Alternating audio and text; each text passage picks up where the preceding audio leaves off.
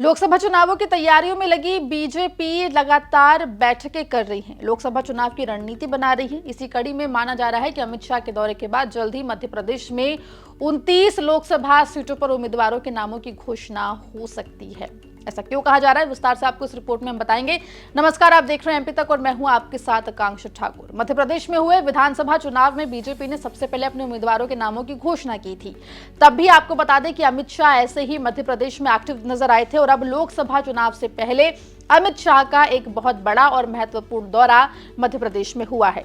इस दौरे के दौरान अमित शाह ने बीजेपी के तमाम पदाधिकारियों के साथ मुलाकात की, बैठक की। कई घंटे चली इस बैठक में माना जा रहा है कि अमित शाह ने साफ तौर पर तमाम पदाधिकारियों को यह कहा है कि बीजेपी को 29 की 29 लोकसभा सीटें मध्य प्रदेश में जीतनी है। वहीं इसको लेकर रणनीति पर भी चर्चा हुई इस बैठक में और उस दौरान यह तय किया गया है कि जल्द ही बीजेपी 29 लोकसभा सीटों के उम्मीदवारों के नामों की घोषणा कर देगी।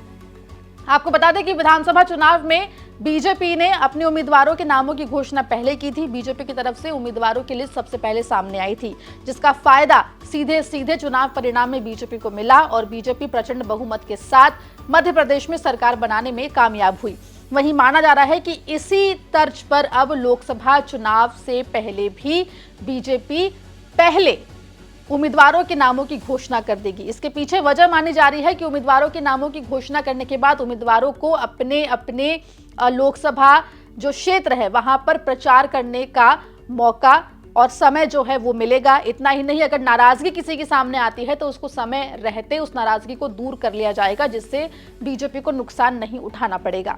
हालांकि इस पूरी बैठक के दौरान अमित शाह ने यह बात भी साफ तौर पर कही है कि अगर किसी दूसरी पार्टी से नाराज नेता बीजेपी में आना चाहता है तो उसका भी स्वागत है।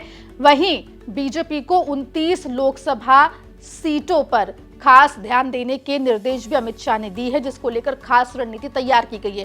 खासतौर पे अगर बात करें हम छिंदवाड़ा की, जो कि कांग्रेस कमलनाथ का गढ़ माना जा रहा है, उसको लेकर खास तैयारियां करने के निर्देश अमित शाह ने दिए हैं। आपको बता दें कि मध्य प्रदेश में फिलहाल 28 लोकसभा सीटें बीजेपी के पास है, जबकि एक सीट जो कि छिंदवाड़ा की है वो कांग्रेस के पास है। वहीं अगर कांग्रेस की बात करें तो समाजवादी पार्टी और कांग्रेस के बीच में गठबंधन हुआ है। कांग्रेस 28 सीटों पर चुनाव लड़ने वाली, जबकि एक खजुराहो की सीट समाजवादी पार्टी को दी गई है। वहीं बीजेपी का फोकस इस बार मिशन 29 पर है, यानी कि मध्य प्रदेश की 29 लोकसभा सीटें जीतने पर बीजेपी का फिलहाल फोकस है।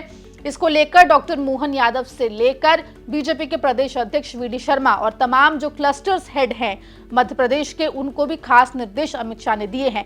ऐसे में माना जा रहा है कि आने वाले कुछ दिनों में जल्द ही बीजेपी अपने उम्मीदवारों के नामों की घोषणा मध्य प्रदेश के लिए कर सकती है। मामले में जो भी अपडेट होगा वो एमपी तक आप तक लेकर आएगा। मध्य प्रदेश जुड़ी तमाम खबरों के लिए बने रहिए एमपी तक के साथ।